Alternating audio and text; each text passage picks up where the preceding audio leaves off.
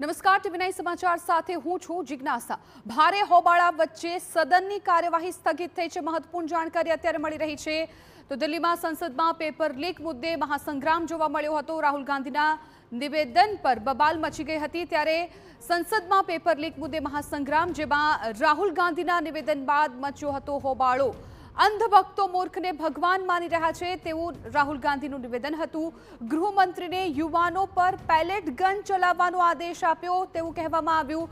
રાહુલ ગાંધીના નિવેદન પર સત્તા પક્ષનો ભારે હોબાળો જોવા મળ્યો હતો। રાહુલ ગાંધી પોતાના નિવેદન પર માફી માંગે તેવું કિરણ રિજિજુએ કહ્યું।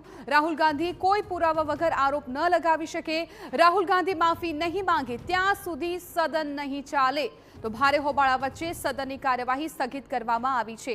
મહત્વપૂર્ણ છે કે પેપર લીક બાદ જે એન્ટી પેપર સંશોધન બિલ લાવવામાં આવ્યું, ગઈકાલે રજૂ કરવામાં આવ્યું હતું, એના પર ચર્ચા લોકસભામાં થઈ રહી છે ને એ વચ્ચે રાહુલ ગાંધી આ વિશે બોલવા માટે સદનમાં ઊભા થયા હતા, પરંતુ રાહુલ ગાંધીએ કેટલાક એવા નિવેદનો આપ્યા જેને કારણે સત્તા પક્ષ છે એ તેમનો વિરોધ કરી રહ્યા છે।